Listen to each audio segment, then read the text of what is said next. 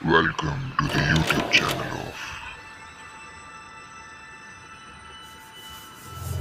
of Accounts का बाप। Hello guys, welcome back to the YouTube channel of accounts का बाप। आज हम करने वाले क्वेश्चन नंबर 2 जो कि आपके टेक्स्ट बुक के पेज नंबर 55 पर मिल जाएगा। क्वेश्चन पढ़ रहे from the following trial balance of messrs Mitesh and Mangesh. इस नाम को हम फटाफट कहाँ जाके लिख देंगे? फटाफट जाके लिख देंगे in the books of messrs Mitesh and Mangesh. यहाँ पे आ जाएगा मितेश एंड मंगेश। एंड जो हमारे पार्टनर्स का नाम है, तो पार्टनर्स करंट अकाउंट होगा इस सम के अंदर, तो इधर मैंने लिख दिया मितेश एंड मंगेश। सेकेंडली आपको क्या देखनी है कि भाई आपकी ट्रायल बैलेंस की डेट क्या है, तो 31 मार्च 2019 आपकी डेट है। ये डेट कहाँ चली जाएगी? तो हर जगह पे trading account for the year and 31 March 2019, profit and loss के अंदर भी 2019 जाएगा। एंड सिमिलरली आपको बैलेंस शीट के अंदर भी क्या लिखना है? 31 मार्च 2019। ओके, अब आपको इतना फॉर्मेट बेसिक बना के हमेशा रेडी रखना है, बिकॉज यहाँ पे पार्टनर्स कैपिटल अकाउंट और करेंट अकाउंट दोनों है। तो आपको यहाँ पर partners capital account, current account, reserve and surplus, ये सारी चीज़ें फॉर्मेट में बना के रेडी रखनी है। एक चीज़ है यहाँ पे क्लोजिंग स्टॉक, जो कि एंड में आएगी, वो मैं सम के साथ बता दूंगा। सम शुरू करेंगे हम। सम शुरू करते हैं सबसे पहले यहाँ पर। This is your question. सबसे पहले आपको दिया है stock as on 1 April 2018। This will be your opening stock, जो कि जाएगा ट्रेडिंग अकाउंट डेबिट साइड। अब आप फास्ट मेरे साथ बोलते जाइए। बिल्डिंग आपको असेट में जाएगा, सिर्फ अगर कैरेज अकेला दिया है तो वो ट्रेडिंग के डेबिट साइड पे जाता है। फैक्ट्री का इंश्योरेंस है तो वो कहाँ जाएगा? ट्रेडिंग के डेबिट साइड पे। पोस्टेज जाएगा पीएनएल के डेबिट साइड पे। बिल रिसीवेबल आपका असेट होता है, सन्ड्री डेटर्स आपके लिए एसेट होते हैं। रिटर्न इनवर्ड का मतलब होता है सेल्स रिटर्न, और अगर वो सेल्स रिटर्न है तो वो क्या होगा? Less from sales. वो सेल्स में से माइनस हो जाएगा, तो मैं बाजू में जाके सेल्स को टिक कर दूंगा। ओके, अब ऑडिट फीस है। ऑडिट फीस कहाँ जाता है? पीएनएल डेबिट, और बीच में शायद हमारा परचेज छूट गया, परचेज जाएगा ट्रेडिंग के डेबिट के अंदर। ओके, लूज टूल्स आपके लिए एसेट होते हैं। मैन्युफैक्चरिंग एक्सपेंसेस, मैन्युफैक्चरिंग कहाँ होती है? आपकी फैक्ट्री में। फैक्ट्री मतलब ट्रेडिंग अकाउंट, तो ये जाएगा trading account debit side. Electricity charges कहीं बोला नहीं है कि वो फैक्ट्री का है कि ऑफिस का है, तो वो पीएनएल डेबिट में जाएगा, क्योंकि हम उसको ऑफिस का अज्यूम करेंगे। जनरल एक्सपेंसेस है, तो जनरल एक्सपेंसेस तो हमेशा पीएनएल डेबिट में ही जाते हैं। एक्सपोर्ट ड्यूटी पीएनएल डेबिट में जाएगा, और इसी की जगह इंपोर्ट ड्यूटी होता तो वो ट्रेडिंग डेबिट में जाता। कैश इन हैंड आपके लिए एसेट होता है। बैंक बैलेंस आपके लिए एसेट होता है। कन्वेंस का मतलब आने जाने का खर्च, तो वो भी क्या होगा? पीएनएल डेबिट में ही जाएगा। फर्नीचर आपके लिए एसेट होगा। सैलरीज आपके लिए पीएनएल डेबिट, मतलब ऑफिस का खर्चा है। रेंट, रेट्स एंड टैक्सेस आपको कहीं बोला नहीं है कि ये ऑफिस का है कि फैक्ट्री का है, तो आप ऑफिस का अज्यूम करोगे और पीएनएल डेबिट में डालोगे। ड्राइंग्स आप क्या करोगे? दो तरीके से कर सकते हो। आप इसको लेस फ्रॉम कैपिटल भी कर सकते हो, एंड या तो आप उसको पार्टनर्स करंट या कैपिटल अकाउंट बनाओगे और उसके डेबिट साइड में डाल दोगे। अपन पार्टनर्स करंट या कैपिटल अकाउंट को अलग से बताते हैं, तो आप उसको डेबिट साइड में डालोगे इस सम के अंदर। सन्ड्री क्रेडिटर्स आपके लिए क्या होता है? लायबिलिटी। सेल्स जाएगा आपके ट्रेडिंग के क्रेडिट साइड पर। अब कैपिटल अकाउंट भी दिया हुआ है और करंट अकाउंट भी दिया हुआ है। जब दोनों साथ में दिया होगा तो आपका फ्लक्चुएटिंग या फिक्स्ड कैपिटल मेथड फॉलो होगा। आपको ये मुझे कमेंट सेक्शन में बताना है। ओके, सो यहाँ पर कैपिटल जाएगा, जब दोनों साथ में दिया रहेगा तो कैपिटल जाएगा बैलेंस शीट के अंदर लायबिलिटी में। ओके, और करंट जाएगा पार्टनर्स करंट अकाउंट अलग बनेगा, और उसके क्रेडिट साइड पे आप उसको डाल दोगे बाय बैलेंस ब्रीडी, ऐसा बैलेंस ब्रॉट डाउन करके डाल दोगे। ओके, अब आउटस्टैंडिंग सैलरीज अगर ट्रायल बैलेंस में डब्बे के अंदर डायरेक्ट दे दिए तो आप उसको कोई ऐड लेस नहीं करोगे, आप उसको सीधा सीधा लायबिलिटी में डाल दोगे। नेक्स्ट है बिल्स पेएबल, जो कि आपकी लायबिलिटी में। और रिटर्न आउटवर्ड क्या होता है? जिसको बोलते हैं हम परचेज रिटर्न, और ये माइनस होगा लेस फ्रॉम परचेजेस। ये परचेजेस के अंदर से लेस होगा, तो इधर जाके आप क्या करोगे? परचेजेस को टिक मार्क कर दोगे। डब्बा खत्म। अब हम जाएंगे इसके एडजस्टमेंट्स पे। बहुत सारे एडजस्टमेंट है, ज़रा फटाफट देखिए। Mitesh and Mangesh are sharing profit and losses in the ratio 3:1। ये रेशियो हमेशा याद रखना, ये कहाँ काम आएगा? नेट प्रॉफिट को बांटते वक्त ये काम आता है। Partners are entitle to get commission at 1% each on gross profit. Sir, gross profit जो भी आएगा उसके ऊपर पार्टनर को कमीशन मिलेगा। देखो, पार्टनर को अगर कमीशन मिलेगा तो फर्म का तो खर्चा हो रहा है, नुकसान, मतलब ये जाएगा पीएनएल के डेबिट साइड में, पर पार्टनर का तो फायदा हो रहा है, तो ये जाएगा पार्टनर्स करंट के क्रेडिट साइड में। तो पार्टनर की इनकम पर फर्म का एक्सपेंस, दोनों पॉइंट से सोचना है। एक फर्म के पॉइंट से सोचना है तो नुकसान होगा, और एक पार्टनर के पॉइंट से सोचना है तो क्या होगा? वो इनकम। नेक्स्ट है the closing stock is valued at 23,700। इसका दो इफेक्ट क्या होता है? Trading account credit side and balance sheet asset side. Okay, अब है आउटस्टैंडिंग एक्सपेंसेस। आउटस्टैंडिंग जब भी वर्ड दिखे आपको क्या करना है? एक इफेक्ट आपको ऐड टू एक्सपेंस करना है। सेकेंडली, अगर आपको पैसा पे करना बाकी है तो ये क्या हो जाएगा? लायबिलिटी हो जाएगा। इसके लिए आपको किसको टिक करना पड़ेगा? ऑडिट फीस एंड कैरेज को। तो मैं क्या कर लूँगा? यहाँ पे फटाफट जाऊँगा और यहाँ पर ऑडिट फ़ीस ढूंढूंगा। तो ऑडिट फ़ीस मेरा ये रहा, ऑडिट फ़ीस एंड कैरेज, ये दोनों को मैं टिक मार्क कर दूंगा। अब आगे जाते हैं। मेरे को नेक्स्ट बोल रहा है building is valued at 46,500। Building की वैल्यूएशन बताइए सर। बिल्डिंग की वैल्यूएशन है तो मैं किसको टिक करूँगा? बिल्डिंग को। अब देखो बिल्डिंग है 48,500 का और यहाँ पे वो 46,500 का हो गया। दैट मीन्स क्या हो गया? उसकी वैल्यू घट गई। दैट इज़ वो क्या हो गया? बेसिकली डेप्रीशिएट हो गया। डेप्रीशिएशन के दो इफेक्ट क्या होते हैं? लेस फ्रॉम एसेट और P&L डेबिट, क्योंकि नुकसान हो रहा है ना। 48,500 से 46,500 पे आ गया तो नुकसान हो गया। ओके, नेक्स्ट है फर्नीचर डेप्रिशिएट हो रहा है तो इसके इफेक्ट सेम टू सेम होंगे, less from asset and P&L debit. तो मैं फर्नीचर को बस टिक मार्क कर दूंगा। मेरा फर्नीचर किधर है? ये रहा। तो फर्नीचर मेरा टिक मार्क हो गया। अब आगे जाते हैं। नेक्स्ट है provide interest on partners capital at the rate 2.5% per annum. Interest on capital का क्या इफेक्ट होता है? तो इसको भी 2 पॉइंट से सोचना है। तो पहली बात तो इंटरेस्ट ऑन कैपिटल क्या हो रहा है भाई? हमको चुकाना पड़ रहा है, तो P&L डेबिट एंड पार्टनर्स के लिए तो इनकम है, तो पार्टनर्स करंट या कैपिटल अकाउंट के क्रेडिट साइड पे चला जाएगा। इसको किसी के लिए टिक मार्क नहीं करना है। Goods of ₹900 were taken by Mangesh for is personal use. देखो भाई, बिजनेस में से माल गया, जा रहा है ना, मंगेश लेके जा रहे हैं, तो बिजनेस में से माल गया तो एक इफेक्ट पक्का, that is trading account credit side. And secondly Mangesh कौन है? पार्टनर है। पार्टनर अगर पर्सनल यूज़ के लिए कोई माल को विड्रॉ कर रहा है तो हम उसको ड्राइंग्स बोलेंगे, और ड्राइंग्स कहाँ जाता है? पार्टनर्स कैपिटल या करंट अकाउंट के डेबिट साइड में। या तो आप उसको लायबिलिटी में से जो कैपिटल होता है उसमें से भी माइनस कर सकते हो, बट यहाँ पे हम क्या करेंगे? अलग अकाउंट बता रहे, तो आप उसको डेबिट साइड पर डाल दोगे। ठीक है। अब आगे बोल रहा है write off 1,000 rupees as bad debts. अब ये जो बैड डेट्स होता है, अगर ये डब्बे के अंदर मतलब ट्रायल बैलेंस के अंदर बैड डेट्स होता तो कोई दिक्कत नहीं थी, पर अगर ये नीचे दिया हुआ है मतलब it is further bad dates. ये आपको एक्चुअली में फर्दर है, या तो आप उसको न्यू बैड डेट्स भी बोल सकते हो। फर्दर या तो न्यू, कुछ भी बोल सकते हो। हम इधर फर्दर बैड डेट्स बोलते हैं उसको। और नीचे अगर आपको ये दीदी दिख रही है, ये आरडीडी कौन सी होती है? ये वाली आरडीडी होती है, न्यू आरडीडी। वेरिन अगर यही चीज़ आपको डब्बे के अंदर दी जाती तो वो आपका ओल्ड आरडीडी माना जाता। तो ये आपका न्यू आरडीडी, और ये दोनों ही किस पे माइनस होंगे? सन्ड्री डेटर में से। तो आप इसको क्या करोगे? लेस फ्रॉम डेटर्स, आप इसको डेटर्स में से माइनस करोगे एंड दूसरा P&L के डेबिट साइड पे डाल दोगे। ओके, तो इसके लिए मुझे सन्ड्री डेटर्स को टिक मार्क करना पड़ेगा। तो मेरे सन्ड्री डेटर्स है इधर और ये टिक मार्क हो गए। तो सम शुरू करते हैं। लेट्स स्टार्ट विद द सम। क्या बोल रहा है देखो। सबसे पहले मेरा स्टॉक, ओपनिंग स्टॉक है, तो ओपनिंग स्टॉक का मेरा अमाउंट कितना है? तो फटाफट ट्रेडिंग अकाउंट में जाऊंगा और लिखूंगा मैं 2 ओपनिंग स्टॉक, और ओपनिंग स्टॉक का मेरा अमाउंट है 25,000, जो कि मैं सीधा बाहर लिख सकता हूँ। अब उसके बाद है मेरा बिल्डिंग 48,500 का, तो मैं टेंजिबल असेट के अंदर जाऊँगा और लिखूँगा बिल्डिंग। बिल्डिंग है मेरा 48,500 का, पर उस पर टिक मार्क है। टिक मार्क है तो मैं उसका अमाउंट 48,500 अंदर लिख दूंगा। नेक्स्ट है मेरा कैरेज। कैरेज है मेरा 1780 का। कैरेज कहाँ जाता है? कैरेज जाएगा मेरा ट्रेडिंग अकाउंट के अंदर। तो ट्रेडिंग अकाउंट में मैं डेबिट साइड पे लिखूंगा 2 कैरेज। 1780 में अंदर अमाउंट लिखूंगा बिकॉज उस पर टिक मार्क है। ओके, नेक्स्ट है मेरा फैक्ट्री इंश्योरेंस 2,700 का। तो इसी के नीचे मैं थोड़ी जगह छोड़ दूंगा और लिखूंगा 2 फैक्ट्री इंश्योरेंस। 2 फैक्ट्री इंश्योरेंस 2,700, ये अमाउंट मैं बाहर लिख सकता हूँ बिकॉज इस पर कुछ भी नहीं है। अब है मेरा पोस्टेज। पोस्टेज मेरे को डालना पड़ेगा प्रॉफिट एंड लॉस अकाउंट के अंदर। क्या लिखूंगा मैं इधर? 2 पोस्टेज, और पोस्टेज के ऊपर कोई भी टिक मार्क नहीं है तो मैं 1,600 रुपया डायरेक्टली बाहर लिख सकता हूँ। नेक्स्ट है मेरा बिल रिसीवेबल। बिल रिसीवेबल मेरे लिए एसेट होता है, पर ये कौन सा एसेट होता है? Current asset. तो मैं करंट एसेट के नीचे लिखूंगा बिल रिसीवेबल का 13,700। तो यहाँ पे जाएगा बिल रिसीवेबल, करंट असेट 13,700 सीधा बाहर। नेक्स्ट है मेरे पास सन्ड्री डेटर्स 52,200 के, वो भी असेट होते हैं। तो 52,200 में अंदर लिखूंगा सन्ड्री डेटर्स के नाम पर, क्योंकि उस पर टिक मार्क है, sundry debtors. Next return inward. Return inward क्या होता है? सेल्स रिटर्न, जो कि सेल्स में से माइनस होता है। एंड सेल्स कहाँ जाता है? ट्रेडिंग अकाउंट के क्रेडिट साइड पे। तो मैं यहाँ पे बाय सेल्स लिखूंगा और नीचे क्या करूँगा? Less sales return. अच्छा, लेस सेल्स रिटर्न भी लिख सकते हो, या तो आप उसको रिटर्न इनवर्ड भी लिख सकते हो जैसा आपको क्वेश्चन में दिया हुआ है। मोस्टली आप रिटर्न इनवर्ड ही लिखो तो ज़्यादा बेटर है, क्योंकि वही क्वेश्चन में दिया हुआ है। कितना अमाउंट है? 1,600, तो मैं अंदर लिखूंगा 1,600 क्योंकि उसको माइनस करूँगा मैं। करेक्ट। अब जाते हैं हम परचेजेस। परचेजेस मेरा 68,900 के है, जो कि ट्रेडिंग के डेबिट में जाएगा।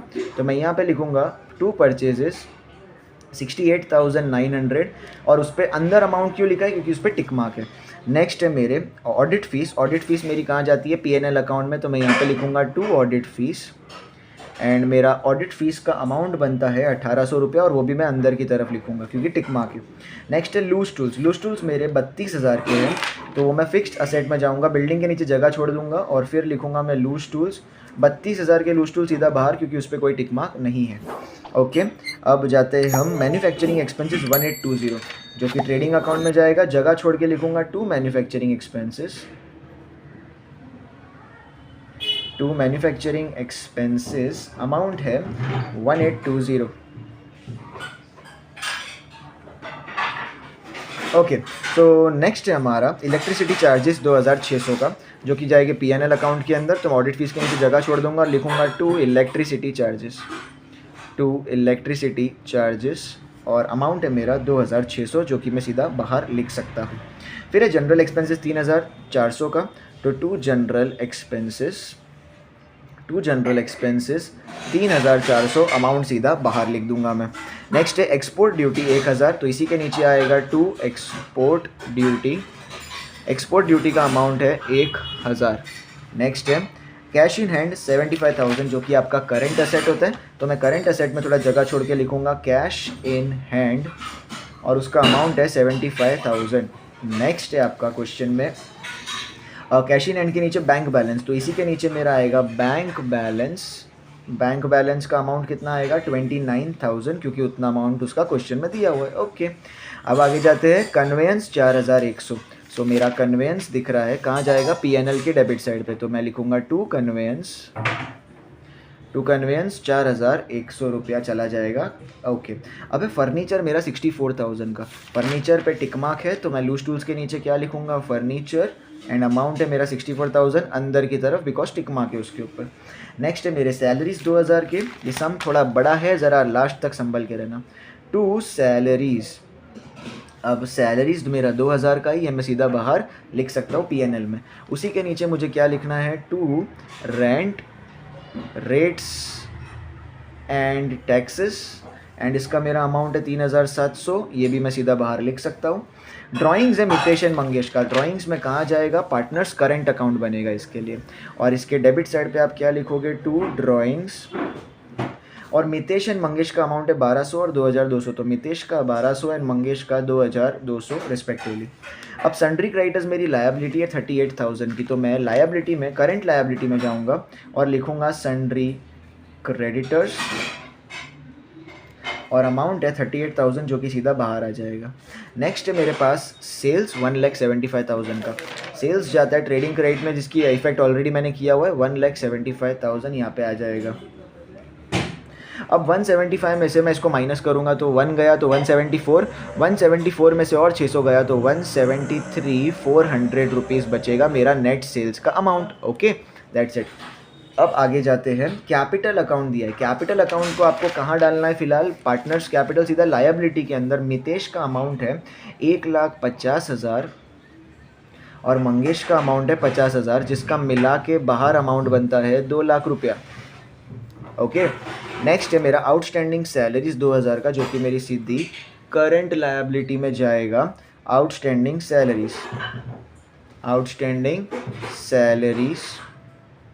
अमाउंट है इसका 2000 रुपया। नेक्स्ट है बिल्स पेएबल 18,000 का, तो इधर आएगा बिल्स पेएबल 18,000, जो कि मैं सीधा यहाँ लिख सकता हूँ। नेक्स्ट है मेरा रिटर्न आउटवर्ड 1800 रुपये का। रिटर्न आउटवर्ड क्या होता है, परचेज रिटर्न। परचेज रिटर्न में क्या करूँगा ना, परचेज इसमें से लेस कर दूंगा, तो ट्रेडिंग अकाउंट में से लेस परचेज रिटर्न करूँगा मैं, परचेज रिटर्न, और अमाउंट है इसका 1800 रुपया। तो 900 में से 800 गया तो 100 बचेगा, 68 में से 1 गया तो 67 बचेगा, 67,100 आ गया।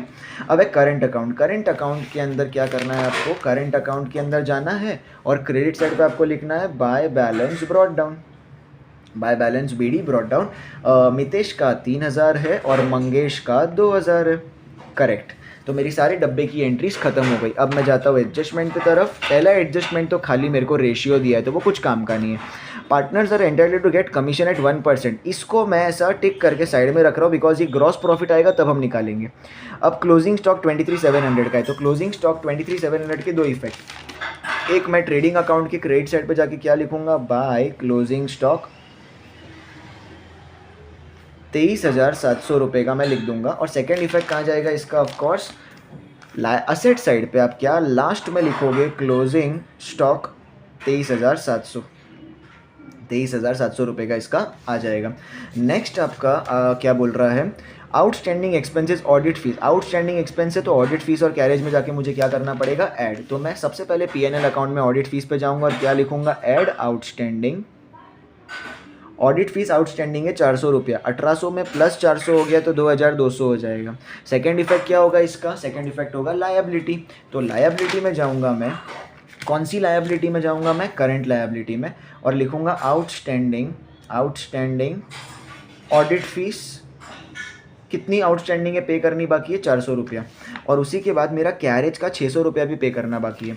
तो अब मैं जाऊंगा कैरेज और सेम चीज़ें करूंगा, ऐड आउटस्टैंडिंग करूंगा सबसे पहले। सो ऐड आउटस्टैंडिंग कितना, 600 रुपया। 1700 प्लस 600 कितना हो जाएगा, 2380। 17, 18, 19, 20, 21, 22, 23, 2380। और यही सेम चीज़ मेरी कहाँ चली जाएगी, लायबिलिटी साइड पर। अब इस बार मैं लिखूंगा लायबिलिटी में कैरेज के अंदर 600 रुपया डाल दूंगा, दैट्स इट। ओके, अब जाता है कि मेरी बिल्डिंग की जो वैल्यू है वो 46,500 की हो गई। अब मेरी बिल्डिंग देखो 48,500 की है, पर अब जो 46,500 की हो गई वो अमाउंट मैं कहाँ लिखूंगा, बाहर के कॉलम में।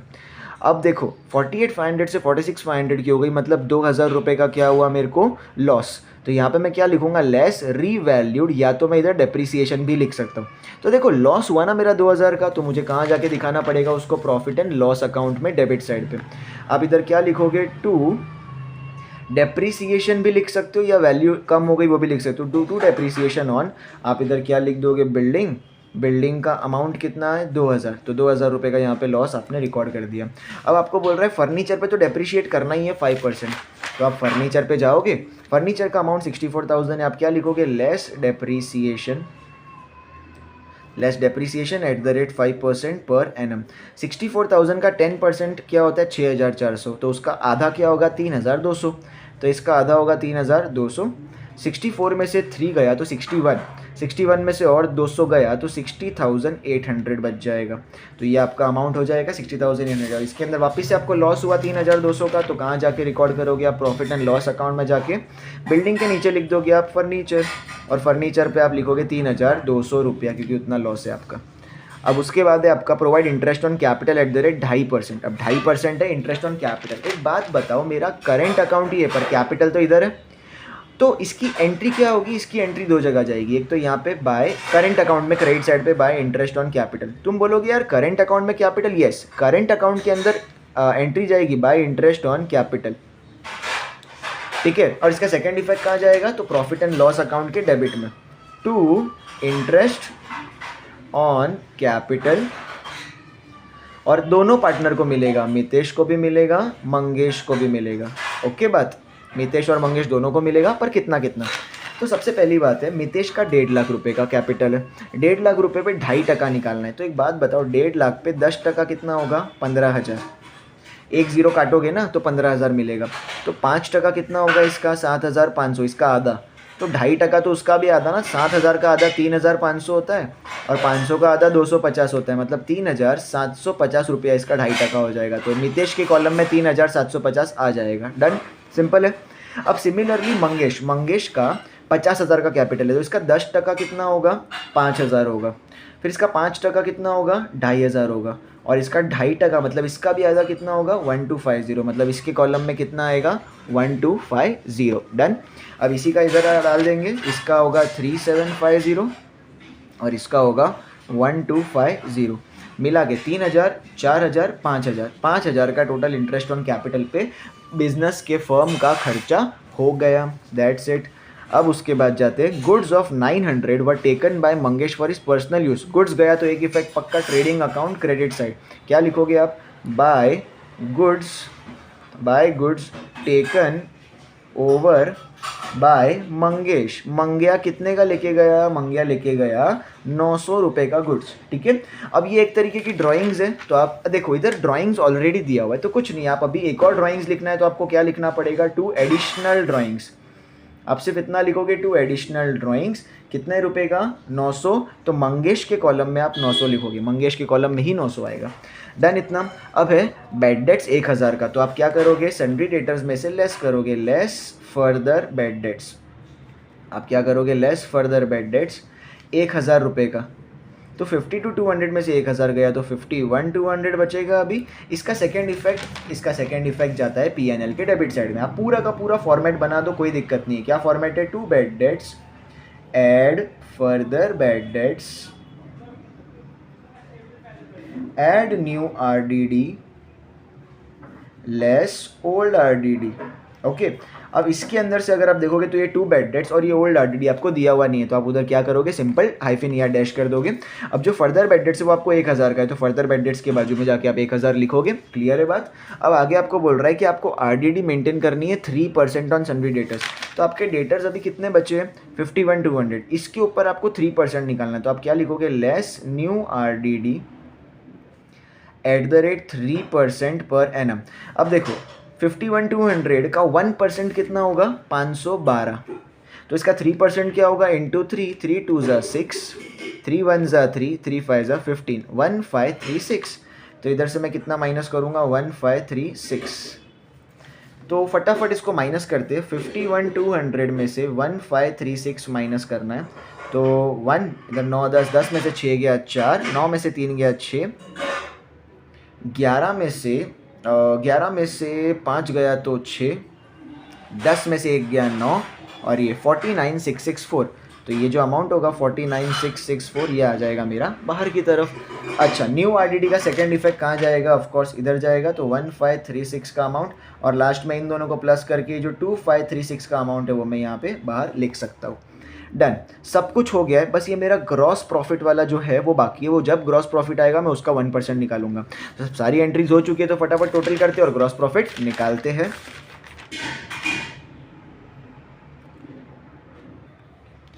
ओके गाइस, तो क्या हुआ था कि मैंने गलती से वो चीज़ ट्रेडिंग अकाउंट में लिख दी थी। वो सेम चीज़ जो बैड डेट्स की पार्ट है वो पूरा का पूरा प्रॉफिट एंड लॉस अकाउंट में आएगा, तो वो मैंने यहाँ पे लिख दिया। अब जो लास्ट पार्ट बचता है वो हमारा क्या है, टैली करना। तो टैली करते फटाफट।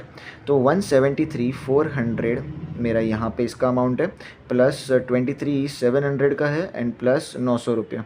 तो यहाँ पे आ रहा है 1,98,000, जो कि मैं साइड में 1,98,000 लिख देता हूँ। अब इसमें से मेरे को माइनस करना है यहाँ का 25,000। ओके, माइनस आपका होगा 2380, माइनस आपका होगा 2700, माइनस होगा 67,100 एंड उसमें से भी माइनस होगा 1820।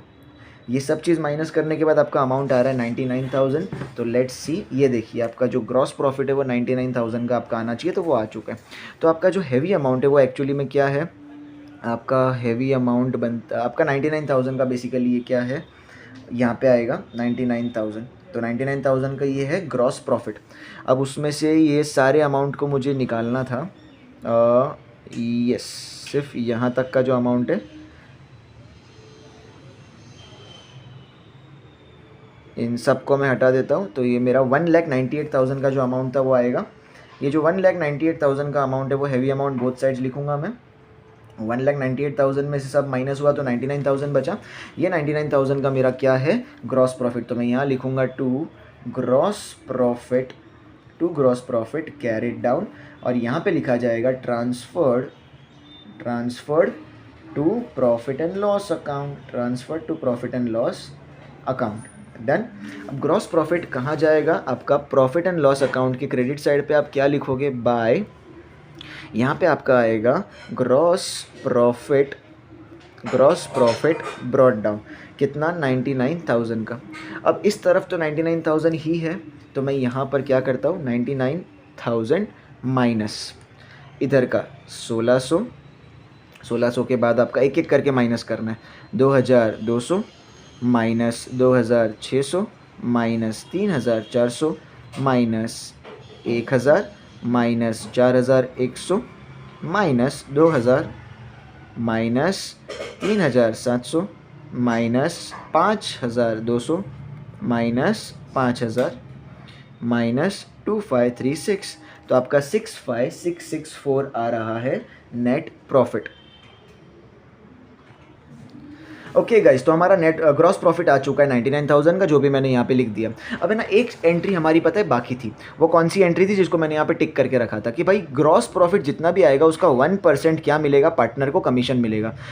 अब इसका 1% अगर पार्टनर को कमीशन मिल रहा है तो इसकी एंट्री क्या आएगी, दो इफेक्ट। एक तो पीएनएल अकाउंट के डेबिट में आप क्या लिखोगे, to commission account, to commission, और ये दोनों को मिलेगा तो यहाँ पे इसके नीचे मितेश का नाम भी आएगा एंड मंगेश का नाम भी आएगा। अब सेकेंड इफेक्ट जाएगा पार्टनर्स करंट अकाउंट के क्रेडिट साइड पे, आप लिखोगे बाय कमीशन। अब सवाल उठता है कि 1% ऑफ ग्रॉस प्रॉफिट है, तो ग्रॉस प्रॉफिट है मेरा 99,000 का, इसका 1% क्या होगा, तो दो अंडे फोड़ दूंगा तो 990 बचेगा। तो यहाँ पे मेरे को 990 मितेश को भी देना पड़ेगा और 990 मंगेश को भी देना पड़ेगा। तो यहाँ पे टोटल क्या आएगा, 9 + 9 18, 10 और 19, 1980 का इसका टोटल मेरे को कमीशन चला जाएगा। और सेकेंड इफेक्ट करंट अकाउंट में भी मैं कमीशन क्या करूँगा, दोनों को 990 एंड 990 दे दूंगा। करेक्ट। अब निकालते हैं इसका नेट प्रॉफिट। तो लेट्स सी इसका नेट प्रॉफिट कितना आता है। सो आपका इस तरफ है 99,000।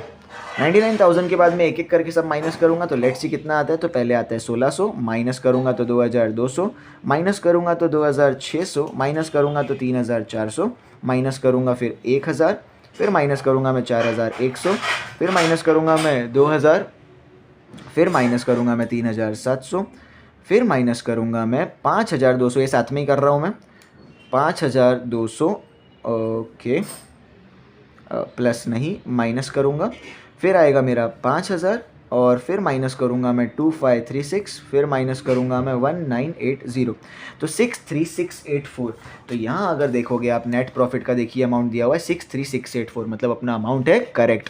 तो हैवी अमाउंट क्या है, 99,000, जो कि मैं बोथ साइड्स लिख दूंगा। तो 99,000 का जो हैवी अमाउंट होगा it will be written on both sides.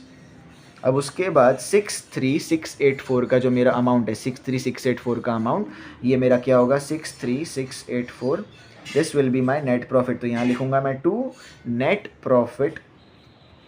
Profit carried down, जो कि मैं मितेश एंड मंगेश दोनों के अंदर बांटूंगा। Okay, now what is my ratio, मेरा रेशियो दिया हुआ है 3:1, मतलब इसको मिलेगा 3/4। 4 क्यों लिया, बिकॉज 3 + 1 होता है 4, तो नीचे हमेशा टोटल लिया जाता है, और इधर आएगा 1/4।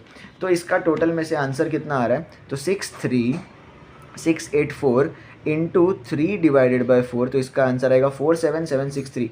47763 अमाउंट इसको मिलेगा, और ये 3 के जगह पे अगर मैं 1 डाल दूंगा तो मेरा इसका आंसर मिल जाएगा 15921। इन दोनों का अमाउंट मेरे को डिस्ट्रीब्यूट हो गया। उसके बाद जाना है पार्टनर्स करेंट अकाउंट के अंदर। पार्टनर्स करेंट अकाउंट के अंदर मेरे को इन दोनों का अमाउंट डालना है। तो इसका है 47763, तो 47763 क्रेडिट साइड पे आएगा, और इसका है 15921, तो 15921 क्रेडिट साइड पे आप क्या लिखोगे, by net profit brought down. Correct. अब उसके बाद ज़रा टोटल करते हैं इसके अंदर मितेश के साइड का। तो 3 + 3 6750, तो 6750 प्लस 990 प्लस 47763, तो 50503 का इसका टोटल हैवी अमाउंट है, जो कि मैं बोथ साइड्स लिखूंगा। 55503 माइनस आप क्या करोगे, 1200, तो ये आ जाएगा 54303। ये अमाउंट को आप क्या लिखोगे, हमेशा इसको आप लिखते हो to balance CD, to balance carried down. Okay. अब सिमिलरली यहाँ के अगर देखो तो 2000 + 1250 कितना होता है, 3250 प्लस 990 प्लस 15921, तो इसका टोटल आ रहा है 20161, जो कि आप क्या करोगे, बोथ साइड्स लिखोगे 20161 माइनस 2200 प्लस 900, 900 प्लस 200 होता है 1100, मतलब 3100 हो जाएगा। तो 3100 को माइनस करूँगा तो 17061 इसका अमाउंट आ जाएगा। ये अमाउंट आप कहाँ ट्रांसफ़र करोगे, लायबिलिटी साइड पर। पार्टनर्स करेंट अकाउंट दिया हुआ है, तो आपको इधर बनाना है। मितेश का आएगा 54303 एंड इसका आएगा 17061, प्लस करेंगे 3 + 1 4, 0 + 6 6, ये 3, 7 + 4 11, 5 6 7 71 364। चलो टोटल करते हैं। तो इसका 2 लाख, इसका 2 lakh, 2 lakh plus 71364 plus 38,000 plus 18 plus 2 20,000 होता है, प्लस 400 प्लस 600 1,000 होता है, मिला के 330 364। तो यहाँ पे देखो इसका बैलेंस शीट का टोटल 330 364, ये क्या बनेगा 330 364 आपका फाइनल अमाउंट टैली अमाउंट बनेगा। तो लेट्स सी क्या यहाँ पे भी आता है। तो यहाँ पे 46,500 plus 32,000 plus 60,800 plus 13,700 plus 49,664 plus 75,000 plus 29,000 plus 23,700। तो 330 364 से आपका ये अमाउंट क्या हो गया टैली। 330 364 से आपका ये सम हो गया टैली। अब कुछ चीज़ों का ध्यान देना है, फटाफट देखिए यहाँ पे। आप जब भी बैलेंस शीट का टोटल करोगे तो यहाँ पे आपको कैपिटल लेटर्स में टोटल लिखना है, total in rupees, total in rupees. जो चीज़ आपके लिए नहीं दी गई है दैट जैसे कि इनटेंजिबल असेट्स, तो वहाँ पे आप निल कर दोगे। इन्वेस्टमेंट्स आपको इस पूरे सम में नहीं थे तो आपको यहाँ पे निल करना पड़ेगा। सेकेंडली रिजर्व्स एंड सरप्लस नहीं थे तो आप यहाँ पे क्या करोगे निल। सिमिलरली लोन्स एंड एडवांसेस नहीं थे आपके पूरे सम में तो आप क्या करोगे निल। तो जो चीज़ नहीं दी गई है जिसके हेड के सामने आप उसको निल करोगे और फिर खत्म करोगे। इसी के साथ आपका ये सम हुआ समाप्त। आई होप आपको ये अच्छा लगा होगा। लाइक शेयर एंड सब्सक्राइब करना।